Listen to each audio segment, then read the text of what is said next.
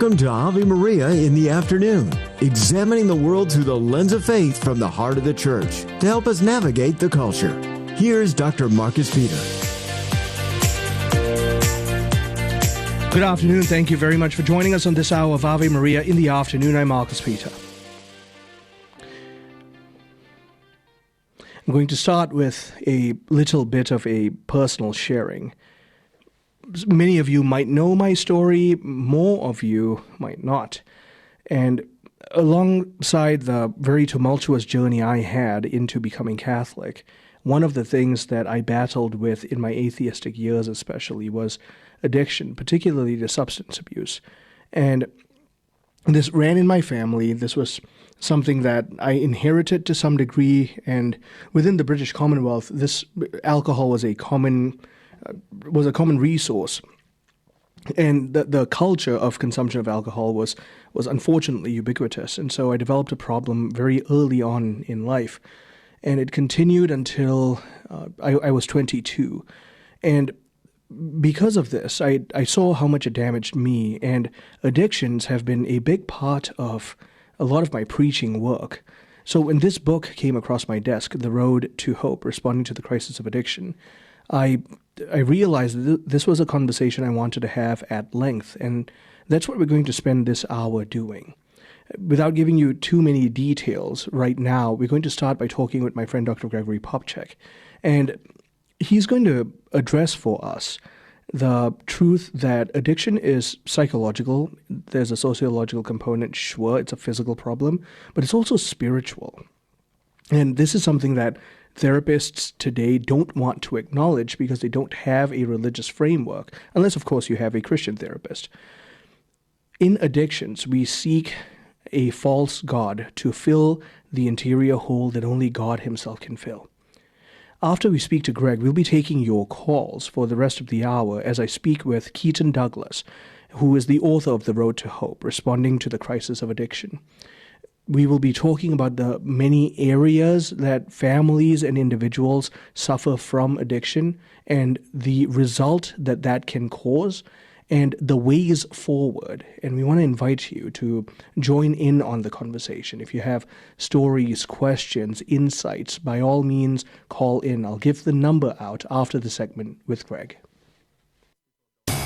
Thanks, Marcus. Good afternoon, everyone. This is your Ave Maria Radio News for Tuesday, November 18th. It's the feast of the dedication of the Basilica of Saints Peter and Paul.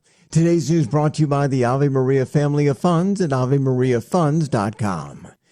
The Senate could vote today on the House-passed measure to release all the Jeffrey Epstein files. Senate Minority Leader Chuck Schumer asking for the Senate to immediately take it up. As soon as the House sends us the Epstein bill, the Senate should move without delay. Majority Leader John Thune indicating he's open to a vote tonight after the bill passed by the House 427-1 earlier today. President Trump recently said he'll sign the measure if it passes the Senate. The United Nations Security Council has given support to President Trump's peace plan for Gaza. The plan calls for the creation of an international stabilization force and a transitional authority overseen by Trump after the devastating war with Israel. Russia and China abstained from the vote Monday, while Hamas also rejecting the plan, arguing it falls short of meeting the needs of Palestinians. Most voters believe that extreme political rhetoric contributed to the killing of conservative activist Charlie Kirk. A recent NBC News poll found 54% of Democrats and 73% of Republicans said they, quote, feel more that extremely political rhetoric used by some in the media and by political leaders was an important contributor to Kirk's death. Kirk's assassination sparking conversations about freedom of speech and followed other notable incidents of political violence. Reverend Jesse Jackson remains in stable condition and is being transferred out of intensive care. He received treatment for progressive supranuclear palsy, a neurological disorder he was diagnosed with in April. His family thanked the medical team as well as those who have prayed for him in a statement. From your AveMariaRadio.net news desk, I'm Steve Clark.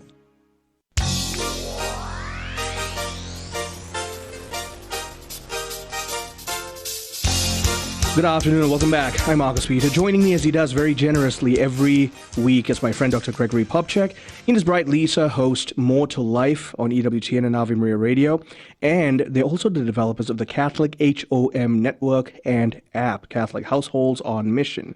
If you want your families to thrive in a biblically flourishing way, download the app and join the community. Greg, thank you for joining us. How are you? I'm very well. Thrilled to be here. Thank you, Marcus. I'm always thrilled to be able to connect with you. And the first thing that I want to make sure we touch on is that your webinar was rescheduled. Yes. We were close to death last week. No, I'm just kidding. It just felt like it. I went to bed after the show on last Wednesday, and I woke up this morning.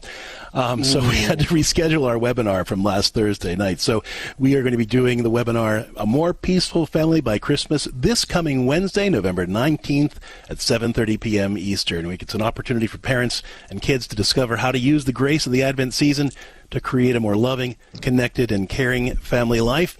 So check it out. All you got to do is go to AveMariaRadio.net, and you'll see the first slide there on the homepage. You can register for the webinar that's happening this coming Wednesday, November 19th at 7:30 p.m. Eastern. It's absolutely free, so we hope to see you there. And we'll have an updated banner on our AveMariaRadio.net website. I was just telling people that the rapture happened, and of course, Greg and Lisa were the first two taken. Oh, yeah, that's a different channel, Marcus. So, to switch gears, see, this is why. To switch gears from what we were just talking about into. I don't want to say darker, but it really is becoming a more ubiquitous problem, Greg, and you and I have talked about this in passing, which is the rise of addictions, addictive tendencies, but also things that are feeding addictions in today's digital culture. Yeah, and one kind of angle that a lot of people don't consider is addictions as a spiritual problem. And there's a whole body of work by Dr. Ken Pargament, who's a really premier psychologist of religion. And he talks about how addictions are what he calls a false god problem.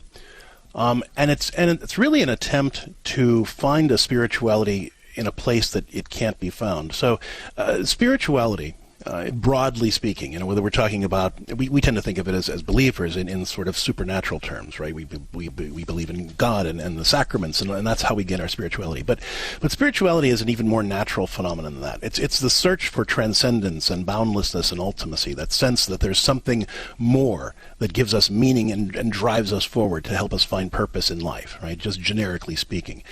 And so when we find those things in healthy things like God and like the sacraments, like spiritual practices, we can return to those things and we can experience that sense of boundlessness and transcendence and ultimacy in healthy ways that are resources that enable us to cope with stress effectively and carry us through and help us to find meaning even in suffering. But addictions are an attempt to find that transcendence, boundlessness, and ultimacy in places that drain us rather than sustain us. In places where we experience that high, right? That false sense of transcendence, that false sense of boundlessness, that false sense of ultimacy that then starts to eat at us and doesn't give us a sense of drive forward, or doesn't help us to integrate the different hurting parts of ourselves, that doesn't give us a sense of meaning or purpose. It just numbs us out for a time and then leaves us flat.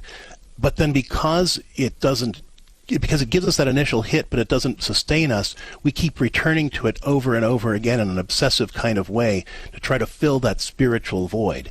And so that's how kind of seeing addiction as a spiritual problem can really kind of bring a different dimension to the whole challenge. It's going to be too reductionistic if I say that sounds like an instant gratification issue. I know there's truth to that, but can you please speak deeper into that problem that we're facing in modernity? I mean, it is an instant gratification problem, but it's an instant gratification problem to an existential wound, right? So I don't, on a deeper level, I don't know who I am. I don't know what to do about these things. I don't know how to heal these wounds. And so I need to do something to be able to get through the day. And so I'm going to latch onto this thing that gets me through this moment. Right, and it gives me this sense that I can do anything, or I can tolerate anything at least. I can put up with anything as long as the chemical is in my body. But then the chemical goes away and I'm left feeling even worse at the end of it.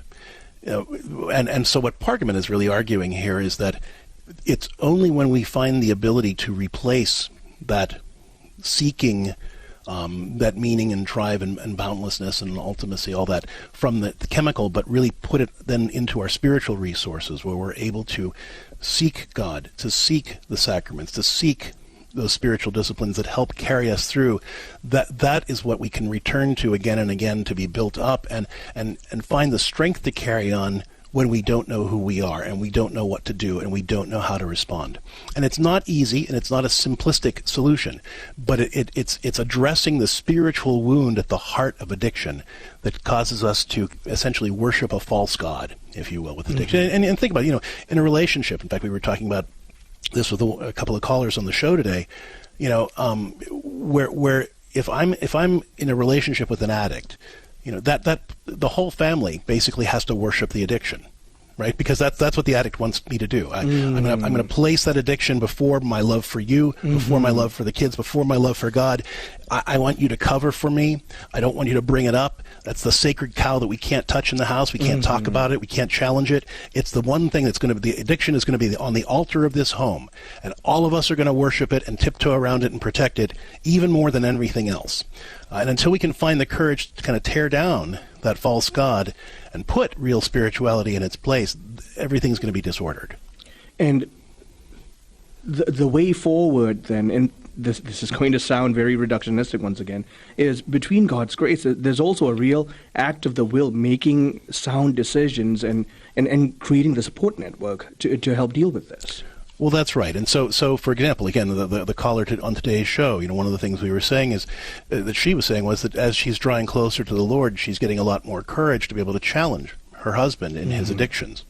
And that's exactly right, because up until that point, she was kind of buying into the idea that she had to worship at the altar of his addiction as well.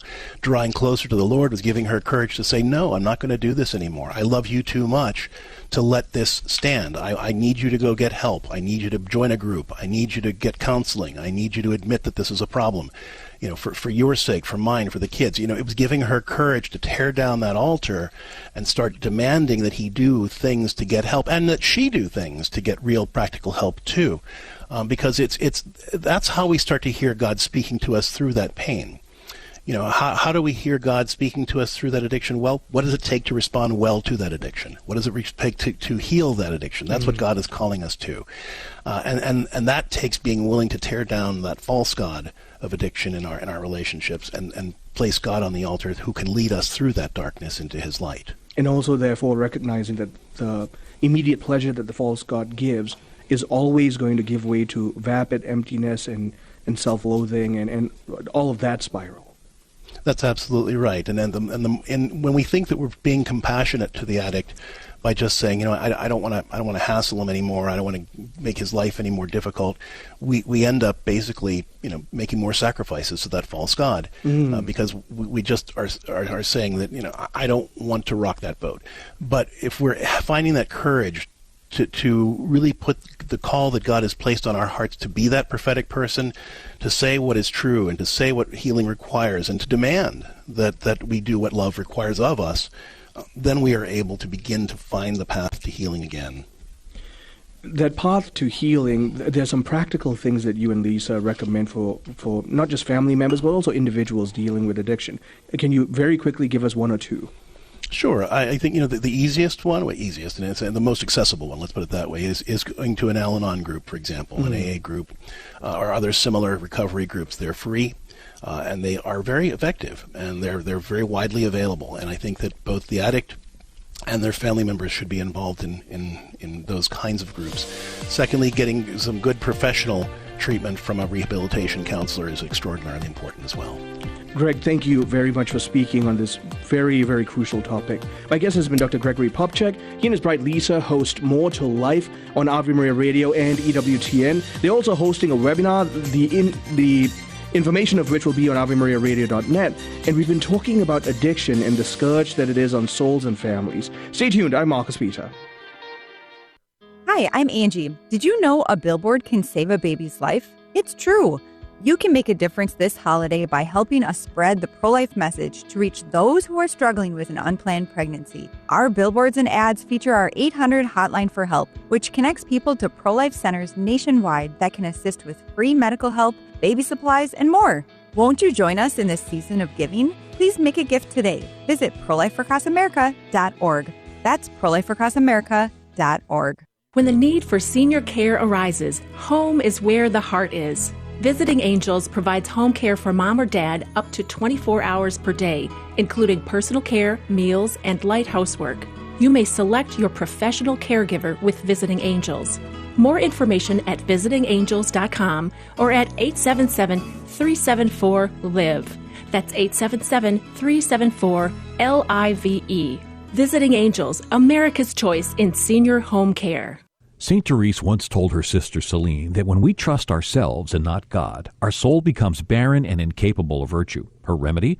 External works of charity. We all try to do it on our own sometimes without asking for God's help. At St. Paul Evangelization, we suggest sharing the gospel with someone who needs it. Check out streetevangelization.com to find a team near you where you can share the love of Jesus. If there isn't one in your area yet, perhaps God is calling you to start a team in your city. To learn more, visit streetevangelization.com.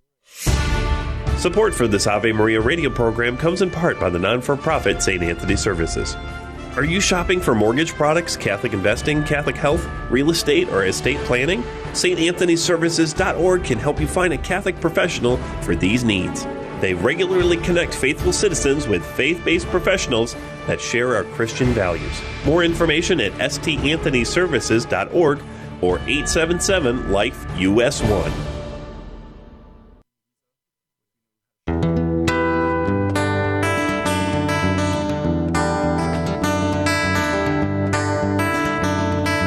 Good afternoon, welcome back. I'm Marcus Peter. We all know people who are bearing the cross of addiction, but there is hope. Keaton Douglas joins me right now. We are also going to be taking your stories and your questions about addiction, how your family, how you have dealt with it, and as someone who's personally gone through the crucible of addictions, and by God's grace, am dealing with it well now. I'm blessed to be able to have this conversation with you. Keaton Douglas is the executive director of the I Thirst Initiative and the author of The Road to Hope, Responding to the Crisis of Addiction. Visit ithirstinitiative.org. Keaton, thank you for making the time. How are you? I'm doing well, Dr. Peter. It's such a delight to be with you here today. I'm glad you're with us. I know that this is. I'm really glad also that you're at the forefront of having this conversation and aiding families with the resources to help combat addictions. As of the past few weeks, one of the areas I've been talking about quite a bit is sports betting, sports gambling, and therefore gambling addiction. I want to invite you to comment based on what you're seeing in addictions. And just before you do, for those of you who want to call in, 877-573-7825. That's 877-573-7825. We're talking about addictions today. So, Keaton, please take over. Share with us the experience you're having. Thank you. Thank you so much for sharing that. It's so interesting that you would begin with sports betting. It happens to be something that sits on my heart. From the work that I do, we are just witnessing such a rise in sports betting, particularly amongst our youth. Mm-hmm. You know, there is such an aggressive marketing towards young people especially to get involved with sports betting. And one of the fascinating things is that I don't think that many people even understand that sports betting is actually gambling, because it seems like it's so innocuous, so benign. It's so heavily marketed on sports radio and so many different places.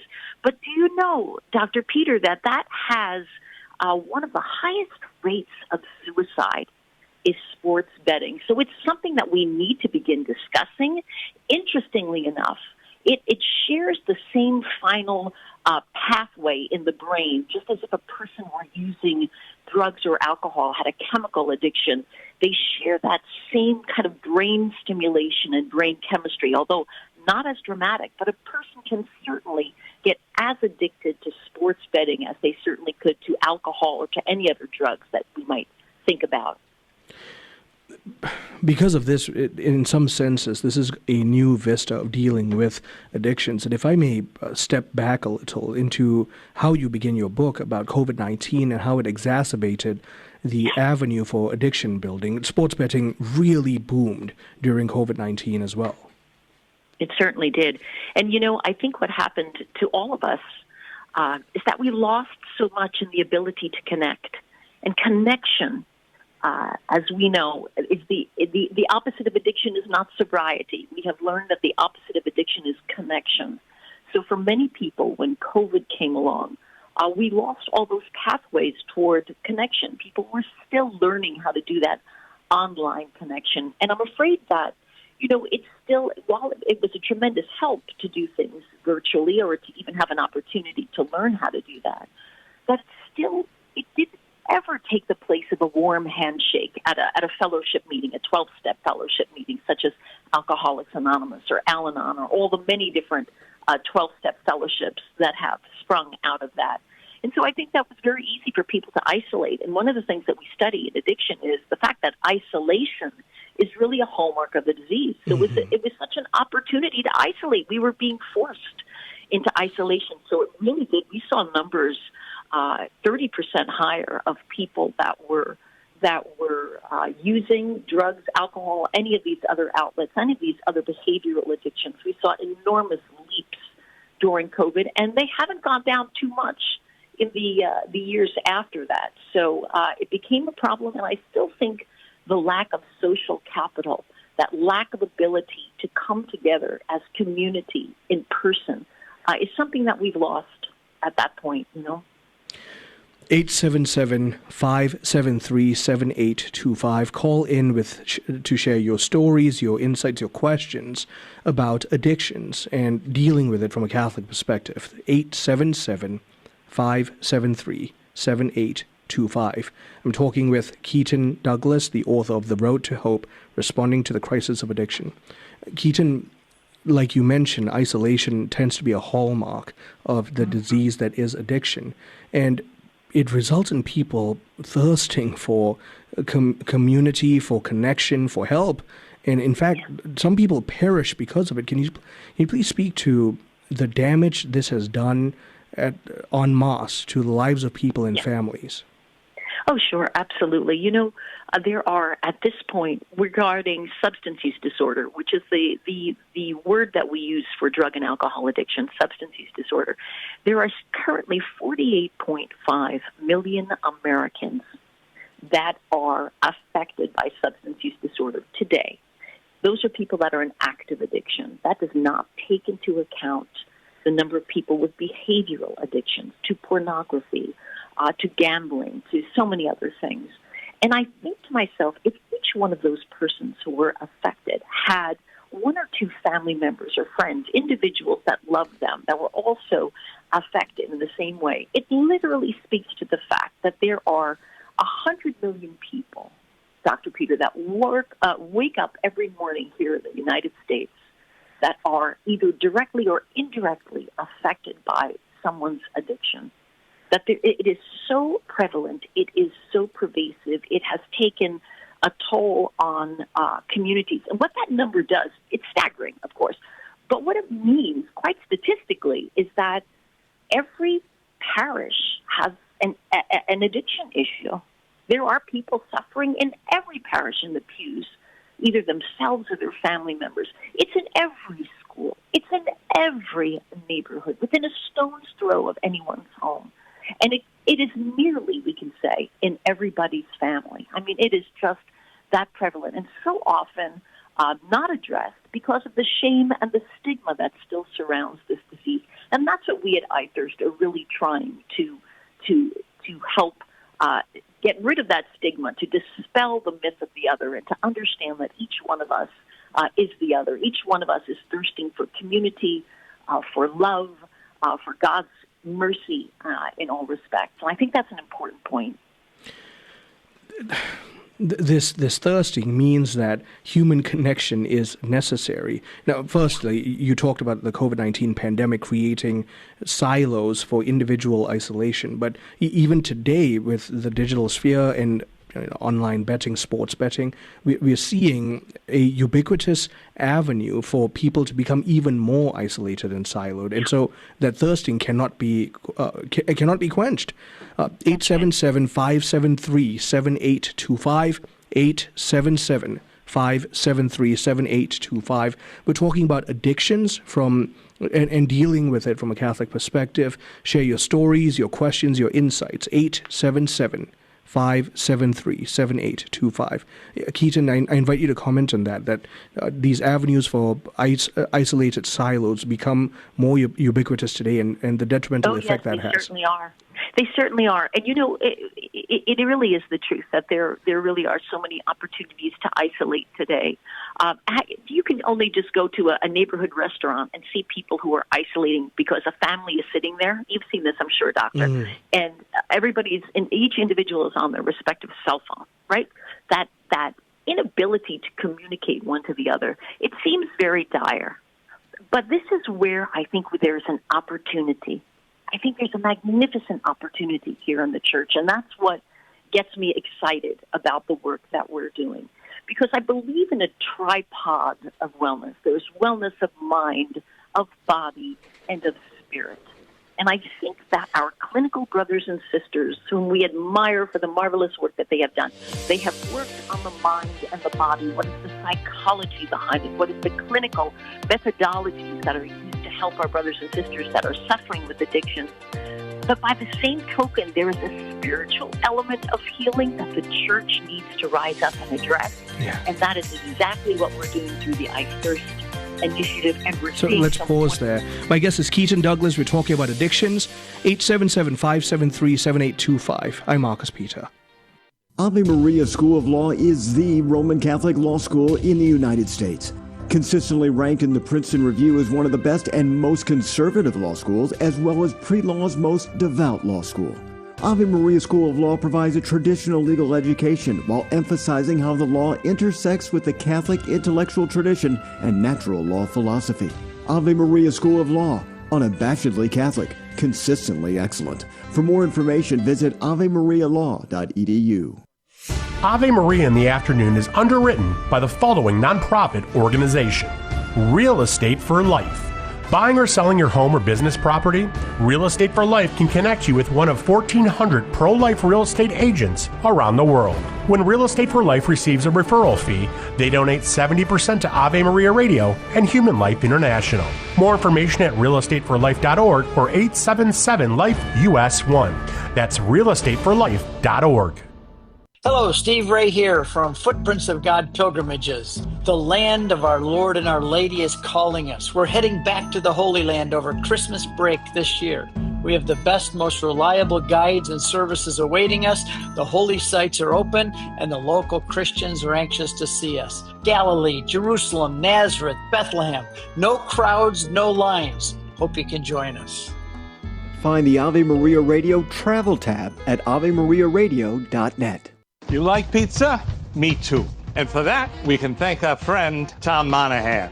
First, he starts with $900 and opens one pizza shop. Then it's worldwide, thousands of shops. But all this was just a warm-up for his greatest achievement yet. He built a university. God inspired Tom to build up generations of men and women who have a hunger to reach the world for Christ. This place is Ave Maria University. Visit avemaria.edu to see what's next. Christ is the Answer, with Father John Riccardo. John, chapter 8, verse 51. Jesus is in a discussion with some of the leaders of the Jews. They're talking about Abraham. Abraham lived 1,500 years before the time of Jesus. So in the course of the discussion, Jesus says, "Truly, truly, I say to you, if anyone keeps my word, he will never see death." He says that often in the Gospels. "He who keeps my word or believes in me will never die." To which the Jews say, "Now we know you have a demon." And they say, "Abraham died, as did the prophets. All the patriarchs, the great men and women of the history of Israel. All these people died, and you say, if anyone keeps my word, he will never taste death? Are you greater than our father Abraham, who died? And the prophets who died?" And Jesus says, "Your father Abraham rejoiced that he was to see my day. He saw it and was glad." To which the Jews say, "You are not yet 50 years old, and you've seen Abraham?" And Jesus answers, "Truly, truly, I say to you, before Abraham was, I am." Dr. Ray Guarendi. If I disciplined consistently, I'd be disciplining constantly. If I were consistent in my discipline, that would mean I would discipline more, and I'd be disciplining him often. The exact opposite is the case. More consistent discipline leads to less constant discipline. Why? Because you're predictable. The child knows if he does A, you'll do B. That is why when you are predictable in your authority, you will actually have to use that authority less. Consistent discipline leads to less constant discipline. The more you act when you need to act, the less you will have to act in the future with similar misbehavior.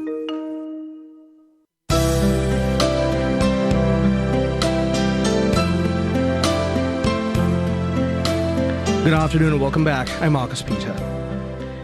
I'm talking with Keaton Douglas, Executive Director of the I Thirst Initiative. We're talking about addictions, the stories, the sufferings, the questions. Please call in. We want to hear from you. 877-573-7825. Keaton, we have two calls, and we're going to go to Mary in Chicago, listening on WSFI Catholic Radio. Mary, share your story with us, please. My ex-husband and I were married for 30 years. We have 10 absolutely beautiful children and 4 wonderful grandchildren. However, my ex-husband kept a big secret from us, which was his addiction to pornography. And although I suspected things on and off over the years, I did not know about it until I separated from him for reasons of domestic abuse. And then my kids started coming forward and saying they thought that he had an addiction, and we confronted him. Actually, all of my adult children all personally took it on themselves out of a great love and charity for him to meet personally with him and ask him to get help. I asked him to get help. My pastor, my brother, we all asked him and pleaded with him to get help, and he didn't do it. So our family has been torn apart. I'm grateful for all of the assistance we have received, but it's very difficult, and I don't quite understand how the healing is going to happen in our family. Mary, first of all, let me tell you, I will keep you and your family in prayer. And thank you so much for being so vulnerable and sharing with us this evening. That's such an important thing. We know when we speak it, we begin the healing process. A few things I want to address with you. One is probably one of the most difficult things to understand about the disease of addiction is that we often feel the fix-it frustration. You know, we see someone that we love and we care about. We know that there's help for them. And they simply won't take it. And that can be just the most upsetting. And I guess one of the first things that I would tell you is that for family and friends, whether it is an addiction to pornography or to drugs or alcohol or to gambling, whatever, our family and friends need the healing as much as the person who is afflicted does. That really is so important. I think so often family and friends, they suffer the stigma of the disease of addiction as well, and they are reticent to come and seek help for themselves, support for themselves, because there's an element of shame that still exists.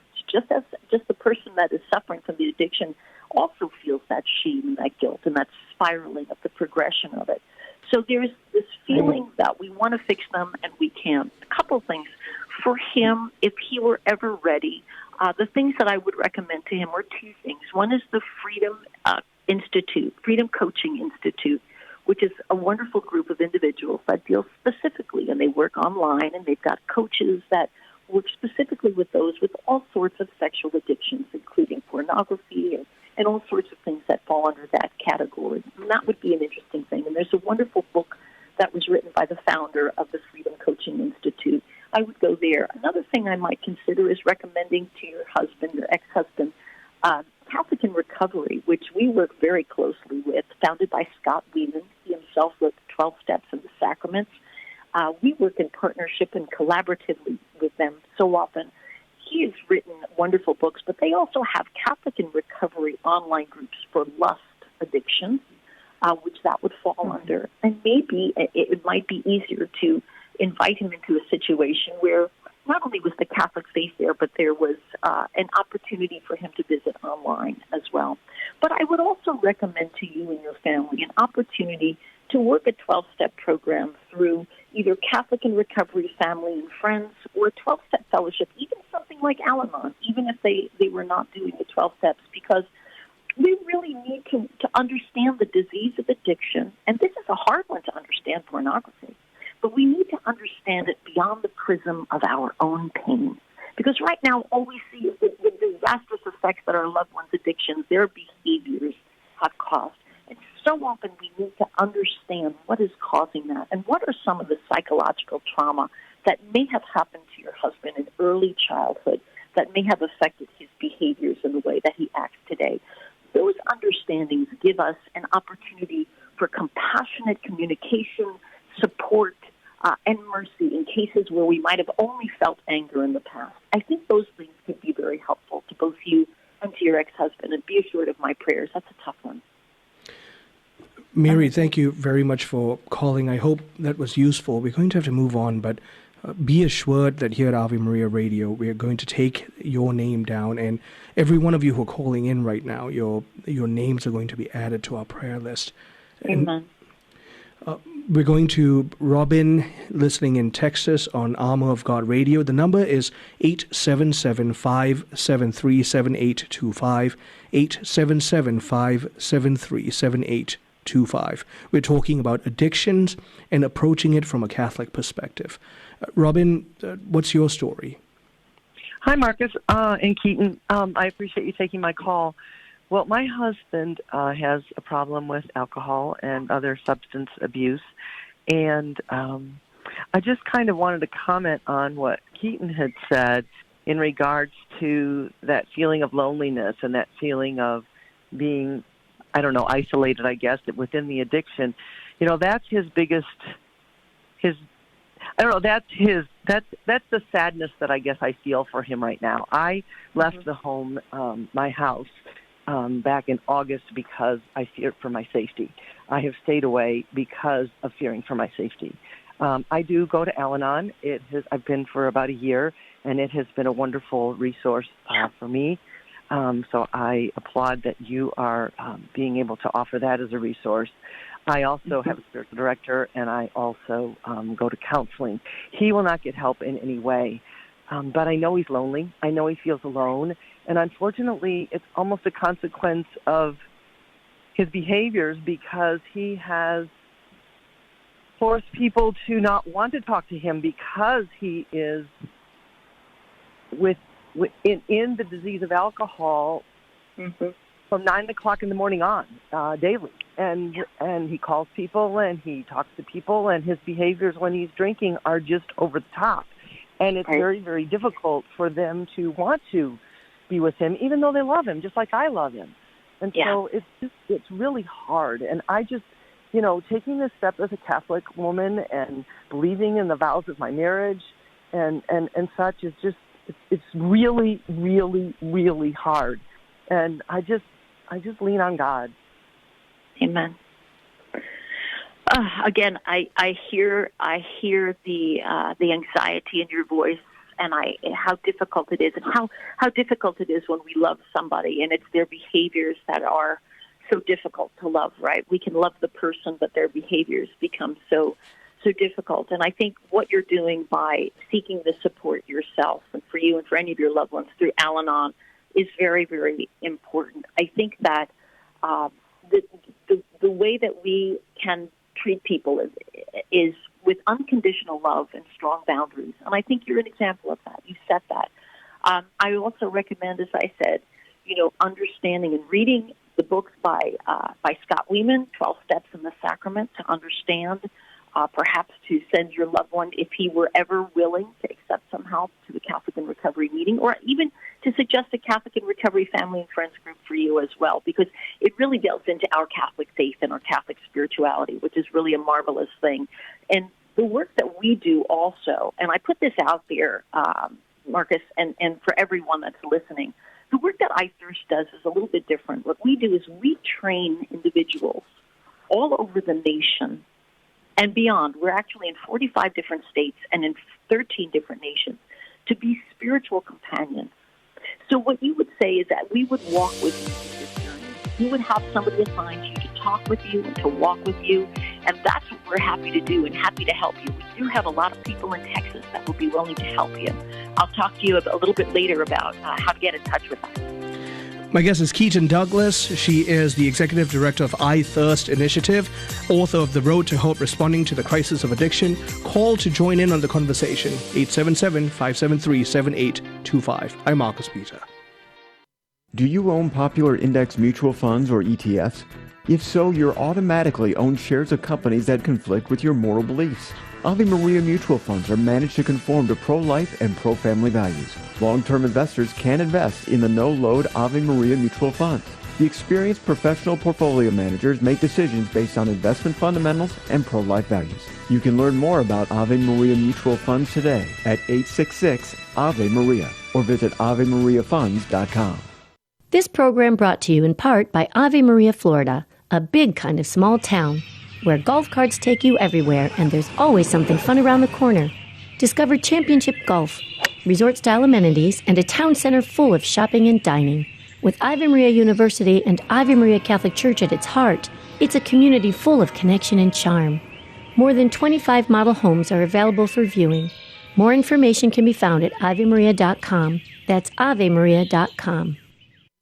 The wisdom of Mother Angelica. I went to Las Vegas years and years ago for one of these cable shows. And I was shocked to see all these old ladies in their 70s and 80s getting off that plane, running for a slot machine. You don't have a chance to win. They're all fixed. I know, my uncle used to have slot machines.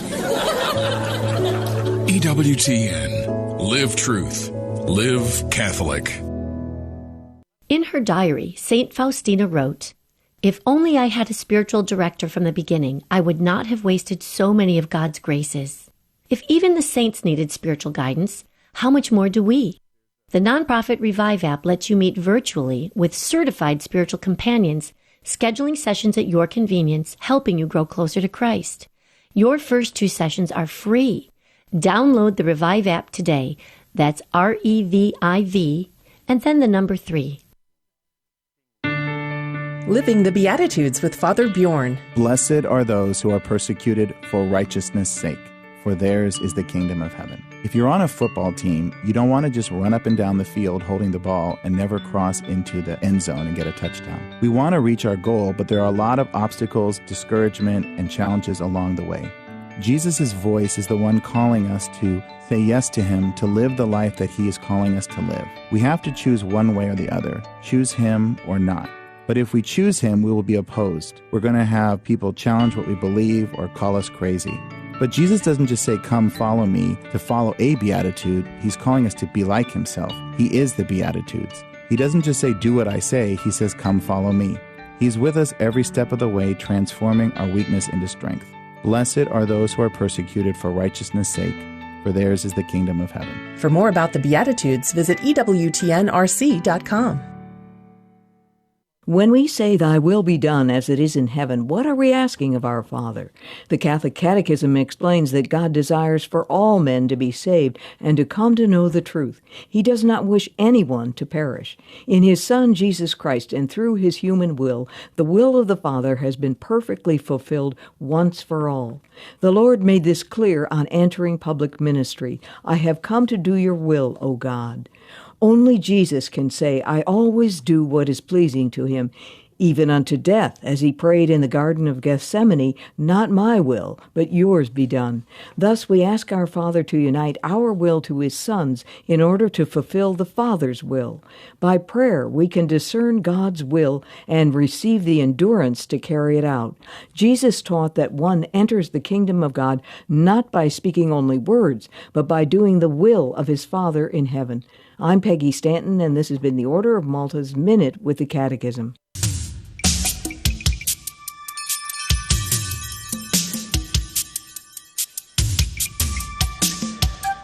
Good afternoon and welcome back. I'm Marcus Peter, speaking with Keaton Douglas, author of The Road to Hope, Responding to the Crisis of Addiction.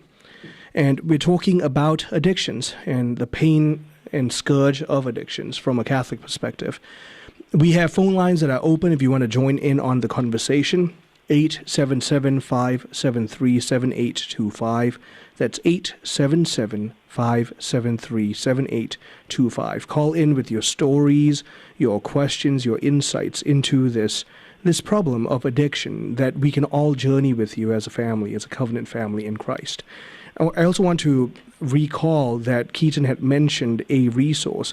All of the resources that we bring up today will be put and compiled in the description of today's episode, so you can find it in the Ave Maria Radio archives. The resource that Keaton mentioned earlier are the 12 Steps and the Sacraments, A Catholic Journey Through Recovery by Scott Wieman. This is published by Emmaus Road Publishing, Ave Maria Press, that's right. It's published by Ave Maria Press. Once again, 877-573-7825. Keaton, when the break hit, you had been cut off, but you were going to offer another resource. Oh, sure. Yeah, absolutely. One of the things that iThirst does, let me just give you a thumbnail about a little bit about what we do. We are an apostolate of the missionary servants of the Most Holy Trinity. In other words, we are a mission of a community of priests and brothers that have been working in the field of addictions for almost 105 years. Hard to believe, right? That they understood so prophetically that this was going to be an issue. And their founder, Father Thomas Augustine Judge, a Vincentian priest, founded the missionary servants, and this was one of their core missions. And today we have expanded that, and that has become the iThirst Initiative. And what we have done basically is we're trying to empower the church to become a resource for those that are suffering from addictions and for their families. And to that end, we have developed a training course where we train iThirst spiritual companions to work in our parishes, to be that resource person who could provide spiritual consolation and recovery resource information to families, and also to develop a recovery ministry in parishes. Well, I'll tell you that we developed it for parishes, but it has taken on an absolute life of its own. We are now have trained individuals that are working in, as I said, 46 different states, in 2 different territories, and in 13 different nations. And I'm really proud of this next thing. I just finished teaching a class of 61 clergy and laity in 8 different nations in Africa, where there are virtually no resources, no governmental support, no clinical resources, where the church is truly stepping up to be the field hospital that we know it can be. So we're very proud of that. So we've got individuals that are bringing 12-step programs there. And the way that your listeners, Dr. Peter, can reach out to us is through our website, which is www.ithirstinitiative.org, www.ithirstinitiative.org.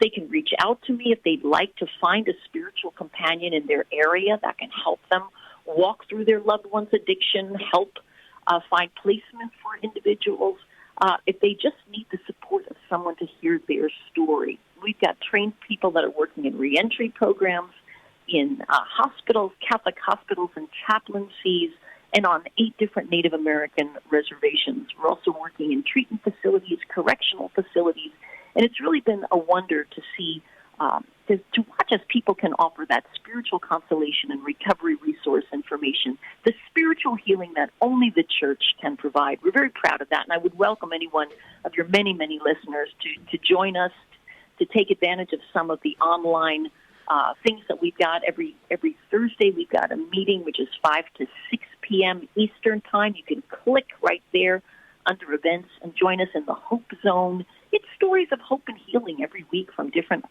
persons, and it's really, really wonderful. It's an opportunity to really see the compassion, the community, and the hope and healing that our church can provide. 877-573-7825. 877-573-7825. We've got phone lines open, and we'd love to hear from you. We want to hear your stories, your insights, and your questions about addiction and dealing with addiction. I'm talking with Keaton Douglas, the Executive Director of I Thirst Initiative. Keaton, one of the things that you just highlighted is extremely crucial, and as someone who dealt with addictions myself, I can attest to the fact that the spiritual component was the thing I did not have as an atheist, that now I'm rejoicing to have as a Catholic. And as everyone knows with people who've suffered with addictions, you can't let your guard down basically for the rest of your life. But knowing that I have a font of these sacramental graces becomes a constant avenue of renewal and a strengthening to continue on this journey. We have a call from Cheryl listening in Michigan. That's 877-573-7825. Cheryl, what's your story? My son is gambling, and he lives in a house that we own. Never pays us. Always has excuses. He, sometimes steals, takes money from us, or lies and uses money that he might get from us for something else, but we just don't know what to do anymore.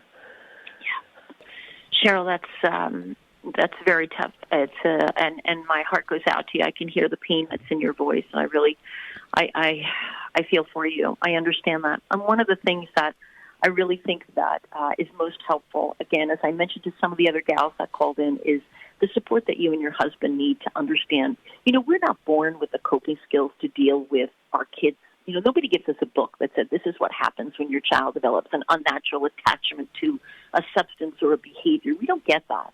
But we can find that information for you, I would recommend Gamanon, Gamanon. And it is the family and friends support group for those that have loved ones who have gambling addictions. And it's very important because what happens, Cheryl, is that every decision we make works either toward our loved one's sobriety or works against it. And sometimes the things that we feel that we're doing that are good, that are born out of love and a desire to help, actually are counterproductive to our loved one's wellness. And while it's hard to say, it's so often when we think we're doing things, providing them with money or finances and whatnot, there is no incentive to stop the behavior. And as counterintuitive as that is as a mom, and I'm a mom, I get it, the support from a group like that will help you and your husband navigate these deeply uncharted waters for you, and really will help you do the work on you two. You need to learn how to communicate to him in a way that will be effective. That doesn't just happen because we want it enough or we're prayerful enough. It doesn't. It really requires our learning, our doing the work on ourselves to learn how we can best assist them. And sometimes the things that best help them seem counterintuitive to us, and that is why the support of a fellowship of others who can share their experience, strength, and hope with you as family members who have gone through it is imperative.